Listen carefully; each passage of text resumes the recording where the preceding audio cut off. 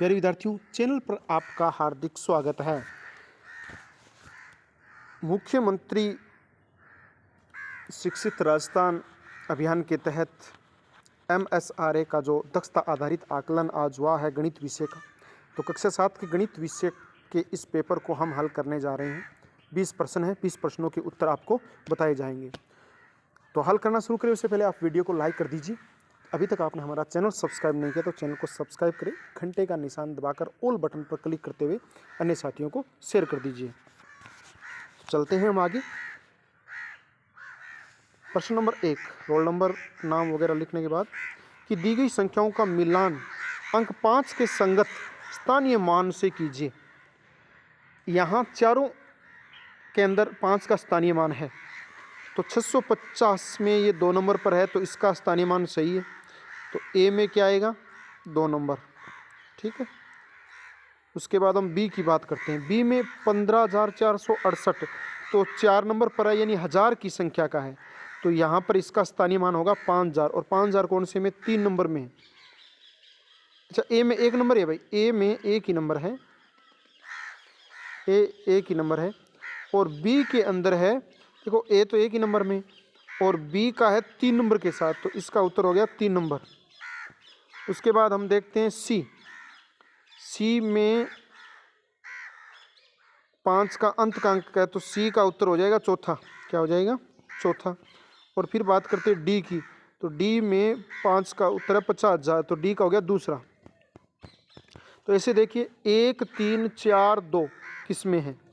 1 3 4 2, तो 1 3 4 2, तो ए उत्तर हो गया आपका। तो इस बच्चे ने भी सही कर रखा है, ए उत्तर है आपका। स्थानीय मान ज्ञात करना है। देखो सीधी सी बात है, पहली संख्या 50, तो इधर से पीछे की तरफ से 2 नंबर पर है 50, तो जितने नंबर पर है वो लिख दो, उसके बाद वाली संख्या लिख दो। ऐसे ही 3 नंबर पर देखो, इधर से 1 2 3 4 पर है, 4 पर है, तो 5 लगा के आगे 3 बिंदी लगा दो। ऐसे ही इसमें देखो लास्ट में 5, तो इसके कुछ नहीं लगाना है। और इसमें आरंभ में 5 है और उसके आगे 4 है, तो 4 बिंदी लगा दो। 50,000 हो गए आपके। स्थानीय मान ज्ञात करने का तरीका होता है। प्रश्न नंबर 2 देखिए क्या आपका, इनमें से कौन सा विकल्प 22 के बराबर है? हालांकि इस प्रश्न में थोड़ी गड़बड़ी लग रही है। देखो 2022 सैकड़ा, ये तो होने का कोई मतलब ही नहीं है। तो एक इकाई है 2000, फिर 200 और फिर 22, तो 2000 हो गया। एक तो 2000 की इकाई होगी, पहला दुआ तो 2000 की इकाई है। अच्छा, दूसरा किसके? 2 का सैकड़ा हो गया, 2 सैकड़ा हो गया, तो 2002 सैकड़ा। अब 2002 सैकड़ा देखो किस में है? मात्र डी के अंदर है, परंतु डी में पूरा भी सही नहीं है। लास्ट में 22 नहीं है, 22, हाँ 22 में 2 है, वो दहाई का अंक है, और अगला 2 है फिर इकाई का अंक है। अगर पूरा सही होता तो क्या होता है? 2000, 2 सैकड़ा, 2 दहाई और 2 इकाई, ऐसे होता, ये अंक होते। परंतु थोड़ा सा गलत है, फिर भी यहाँ पर डी उत्तर है वो इसका अच्छा होगा। प्रश्न नंबर 3 की बात करते हैं। प्रश्न नंबर 3 आपकी स्क्रीन पर आ गया है। संख्या 17,305 को अंकों के रूप में लिखो। तो पहले लिखो 17, फिर 1000, फिर 300, तो 305, 105, तो उत्तर कौन सा आपका? सी उत्तर है। कौन सा उत्तर है? सी वाला उत्तर है आपका। 17,305 आसान है, ये अंकों में शब्दों में दे रखा है और आपने अंकों में लिखा है। चौथा देखो, एक्स और वाई का मान ज्ञात करना है। एक्स और वाई का मान ज्ञात करना है, बहुत अच्छा है। ये एक्स है आपका, ये एक्स है, और यहाँ पर आपकी वाई है, और आपको इसका मान ज्ञात करना है। एक्स और वाई का मान ज्ञात करने का आसान तरीका बताऊँ मैं आपको। पहले देखो, पहले जो आपका ये देखो 2147 है, इस 2147 है, इसको 92 के साथ जोड़ दीजिए। 2147 को किसके साथ जोड़ोगे आप? 92 के साथ जोड़ोगे। अच्छा, 92 के साथ जोड़ोगे तो आपका उत्तर क्या आ रहा है? आपका उत्तर आ रहा है 22,239 आ रहा है, ठीक है। फिर एक्स की जगह, एक्स तो हो गया 2239, तो अब 2239 कौन कौन से में? ए में है और बी में है, इन दोनों में इसका उत्तर होगा, सी और डी नहीं होगा।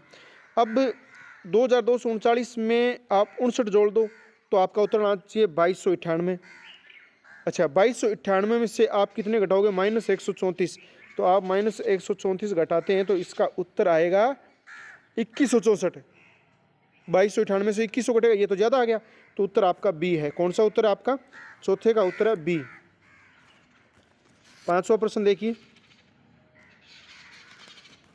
निम्नलिखित संख्याओं में किस संख्या में अंक 4 और अंक 6 के स्थानीय मान का योग सबसे अधिक है?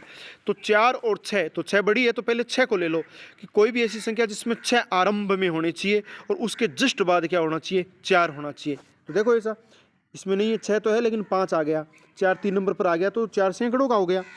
यहाँ है नहीं, यहाँ है नहीं, अब बचा ये, तो इसमें सही है आपका। देखो 6 4 तो ये 64,321 हो गया कि नहीं हो गया। अब यहाँ पर आपको क्या करना है? स्थानीय मान ज्ञात करना है। तो 6 का स्थानीय मान हो गया 60,000 और 4 का स्थानीय मान हो गया 4,000। तो ये आपका उत्तर हो गया। तो 60,000 और 4,000 कितने हो गए? 64,000 हो गए ना। और अगर आप इसका करते तो इसका मतलब 6 का तो स्थानीय मान 60,000 हो गया, लेकिन 4 का तो सिर्फ 400 ही है ना, 4 है वो सैकड़े के अंक में, तो 60,400 हो गया। तो आपका उत्तर डी है। कई बच्चों ने ये किया, ये उत्तर नहीं है, आपका उत्तर क्या है? डी है। प्रश्न नंबर 6 देखिए, एक विद्यार्थी ने 536 को 45 के स्थान पर 54 से गुणा कर दिया, उसका उत्तर सही उत्तर से कितना अधिक है? तो प्यारे विद्यार्थियों, आपको क्या करना है? 536 को 45 से भी गुणा कर लो और 536 को 54 से भी गुणा कर दो, और जो बड़ी संख्या है उसको छोटी संख्या से घटा दो।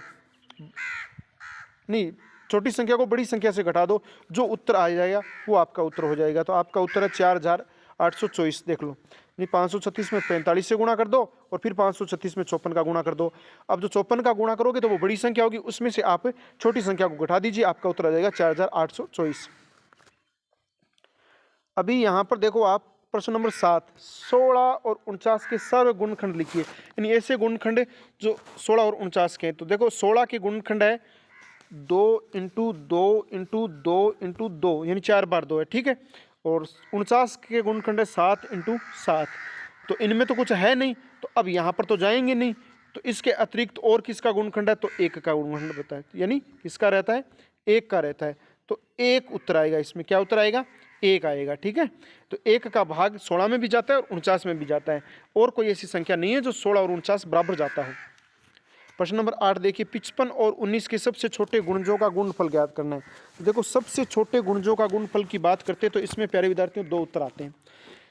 देखो आप गुणज की बात करेंगे 55 और 19 का, तो 55 को 1 से भी गुणा कर सकते हैं, 55 को 5 से भी गुणा कर सकते हैं, 55 को 11 से भी गुणा कर सकते हैं, और 55 को 55 से भी गुणा कर सकते हैं।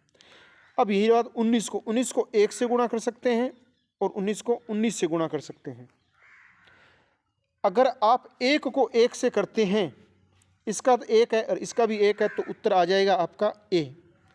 अब कुछ विद्यार्थियों ने ये न करके कुछ ने किया है कि भी 1 को हम छोड़ देते हैं, तो इसका छोटा 5 है और इसका छोटा 19 है, तो 19 5 95, तो आपका उत्तर क्या हो गया? सी हो गया।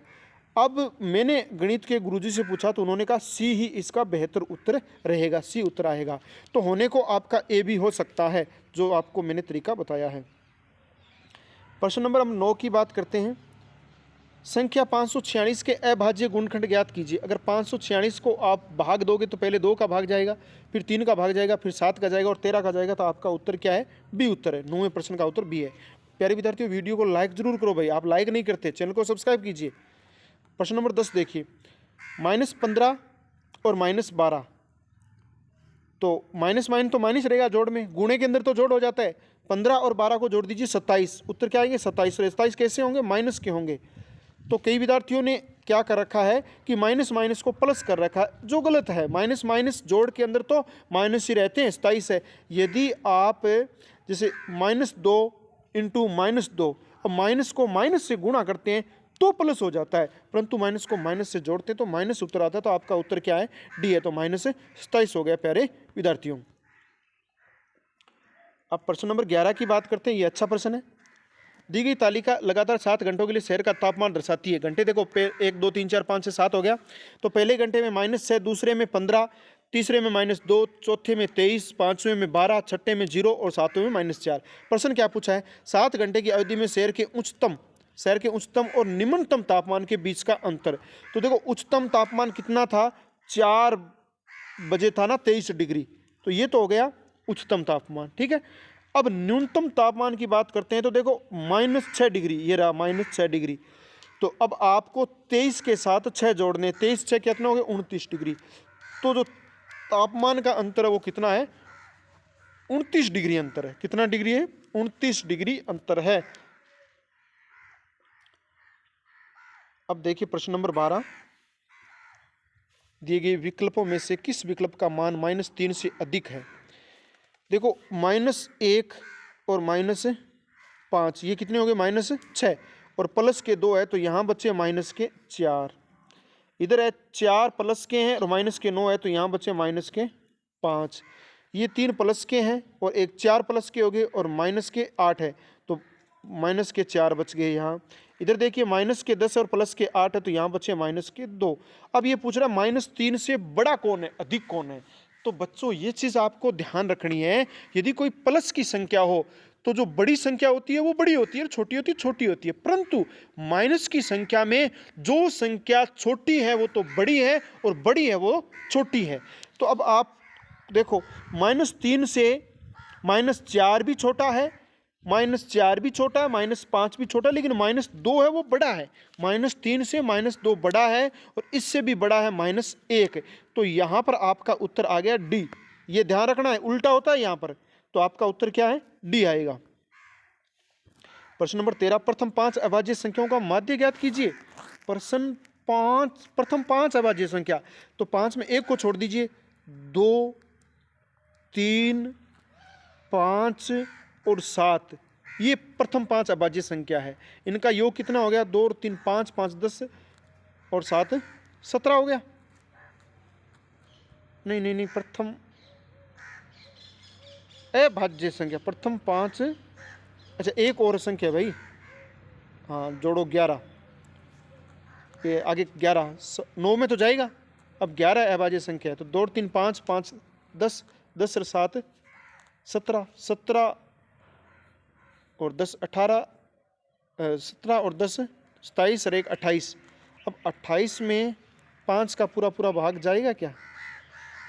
28 में 5 का भाग जाएगा क्या? 5 चौक नहीं, पांजू पांजू पांजू पांजू 25, फिर बचा आपका 3 जीरो ले लिया 5.6, तो 5.6 किस में है? ये उत्तर है आपका। देखो प्रथम अभाज्य संख्या, अभाज्य वह संख्या होती है जिसमें भाग नहीं जाता किसी का, तो 2, 3, 5, 7 और 11 ये प्रथम 5 हैं और इनके अलावा जो संख्या वो भाज्य है। तो हमें भाज्य संख्याओं का योग करना है, उसमें 5 का भाग लगा दो और उसके बाद जो उत्तर आएगा वो आपका उत्तर होगा। 5 का योग करके 5 का भाग लगा दीजिए। प्रश्न नंबर 14 की बात करते हैं। प्रश्न नंबर 14, क्या निम्नलिखित आंकड़ों का माध्यम 25 है तो x का मान निम्न में से होगा? आंकड़ों का माध्यम 25 है और x का मान, माध्यम का मतलब ये 7 संख्या 1 2 3 4 5 6 7, तो 25 को 7 से गुणा करते हो तो आपका उत्तर आता है 175। अब ये जो 6 संख्या है इनको आपस में जोड़ दो, जोड़ हुआ इनका 175, एक जोड़ हुआ इनका 151। जब आप 175 से आप 151 को घटा दीजिए, 151 घटाते तो आपका उत्तर आता है 24। कितना उत्तर आता है? 24। तो x का मान कितना हो गया? 24। यहाँ पर 24 संख्या आनी चाहिए थी। ऐसे ही प्रश्न नंबर 15 बहुत ही आसान है। निम्नलिखित संख्याओं का बहुलक ज्ञात कीजिए। बहुलक 1 2 3 4 संख्या है। अब देखो 1 कितनी बार है? 1 बार, 2 बार, 3 बार। 1 तो हो गया 3 बार। 2 देखते हैं, 1 बार, 2 बार, 3 बार, 4 बार। 2 है 4 बार। 3 कितनी बार है? 3 एक ही बार है। और 4 कितनी बार है? 4 2 बार है। तो बहुलक मतलब ज्यादा, ज्यादा कौन है? 2। 2 4 बार आ रखा है। 2 कितनी बार आ रखा है? 4 बार। 1 2 3 4, तो 2 संख्या वो बहुलक आती है। बहुलक मतलब जिस संख्या का ज्यादा प्रयोग हुआ है वो बहुलक के अंदर शामिल होती है। अब प्रश्न नंबर हम 16 की बात करते हैं। प्रश्न 16 क्या कहा गया है कि y के तिगुने और 15 का योग 36 है। तो योग मतलब 36 इधर कर दीजिए। अब यहाँ 15 कर दीजिए। 3 गुने y के 3 गुने योग है ना, तो y और 3, y 3 या 3y ऐसा लिख सकते हैं आप। 3y 3y प्लस 15, तो ये आपका उत्तर है डी वाली। समीकरण बनानी है, यहाँ पर समीकरण पूछ रखा है। तो 3y प्लस 15 बराबर 36, तो 3y प्लस 15 बराबर 36 आप कर सकते हैं। करके देख लो आप। 3y 36 में से 15 गया 21 7, हाँ तो y की जगह 7 है। कल को पूछ ले y का मान कितना है? 7 है। 7 को 3 से गुणा किया 21, 21 और 15 36 हो गए। तो यहाँ पर आपका उत्तर क्या है, 16 का डी है। मेरे विद्यार्थियों वीडियो को जरूर लाइक करें, चैनल को सब्सक्राइब करें। प्रश्न नंबर 17 देखिए, पी का मान ज्ञात कीजिए। 5p + 5 = 20 होना चाहिए। तो 20 में से 5 घटा दीजिए, 20 में से 5 घटा दीजिए, ये प्लस है, 20 में से 5 के पीछे बचे 15। और अब ये p का मान ज्ञात करना है, तो 15 में 5 का भाग दीजिए, बराबर p का आ जाएगा, तो उत्तर आ जाएगा 3। तो p का मान कितना है, 3 है। p का मान है 3, तो आपका उत्तर है b। विद्यार्थी का भी सही किया हुआ है। अब अगला प्रश्न है 18 नंबर प्रश्न, वह संख्या ज्ञात कीजिए जिसका 1/4 7 से 3 अधिक है। 1/4 7 से 3 अधिक है। देखो, एक ऐसी संख्या देखनी है जिसकी ढंग से आप चौथाई कर सकते हैं। जैसे 31 की चौथाई नहीं कर सकते, 40 की कर सकते हैं, 10 की कर सकते हैं, 28 की कर सकते हैं। 40 की तो है 1/4, 1/4 मतलब 1/4 भाग 10, और 10 की है 2.5, और 28 की है 7। अब ये बंदा कह रहा है 7 से 3 अधिक है, तो 2.5 तो कम है, और ये खुद 7 आ गई तो यही नहीं है। अब ये 10 हो सकती है। अब 10 कैसे हो सकती है, 10 क्या है, 7 से 3 अधिक, 7 से 3 अधिक बराबर कितने हो गए, 10। तो इसका मतलब आपका उत्तर 40 है। अब देखिए, समझिए आप, 1/4, 40 की 1/4, तो 40 की 1/4 तो 4 को भाग दीजिए, उत्तर आ गया आपका 10। और 7 से 3 अधिक, 7 और 3 कितने होते हैं, 10। हो गया कि नहीं हो गया 10? तो आपका उत्तर यहाँ पर आ गया बी। 18 का उत्तर क्या है, बी है। अब हम बात करते हैं प्रश्न नंबर 19 की। बहुत अच्छा प्रश्न है 19 नंबर। -16 और +5 है, इनको आपको गुणा करना है। -16 को +5 से गुणा करना है, फिर इनके 2 पूर्णांक है उनको जोड़ना है। ये अच्छा, ये गुणा अलग हो गया, 2 पूर्णांकों का योगफल के बराबर है, यानी ये संख्या अलग है और ये संख्या अलग है। फिर इन दो जो संख्या है, इनमें एक संख्या +40 है, तो दूसरी संख्या का पूर्णांक क्या होगा। तो देखो, +40 कब आएगा भाई, इधर देखिए, 16 को आप 5 से गुणा कीजिए, 16 को 5 से गुणा करते हैं तो आपका उत्तर आया -80। ठीक है, एक संख्या है +40। अब स्वाभाविक सी बात है कि -80 तभी -80 इधर तभी आएगा जब कितना हो, -120। -120 से 40 गया तो उत्तर बचा -80। तो आपका उत्तर है प्यारे विद्यार्थियों -120। एक तो -120 संख्या है और एक -120 है और एक +40 है। तो -120 से +40 गया तो -80 उत्तर आया। और वैसे ही यहाँ पर है, -16 और +5 है, 16 को 5 से गुणा करते हैं तो -80 आ गए, तो ये भी 80 आ गए। तो दोनों बराबर हो गए कि नहीं हो गए। तो आपका उत्तर ये है। समझो बच्चों, आपके कक्षा में वार्षिक परीक्षा में भी काम आएगा 120। अब देखो प्रश्न नंबर 20, ये भी एक अच्छा प्रश्न है कि माइनस के 450 है और माइनस के ही 15 है, और माइनस के 15 है, तो अब माइनस को माइनस से भाग देंगे तो माइनस में आएगा। तो 450 में भाग दीजिए, 15 × 45, 15 × 45 और फिर 0, 30 हो गए कि नहीं हो गए। उत्तर कितना हो गया आपका, 30। अब 30 किसके, अभी मैंने आपको बताया है कि जब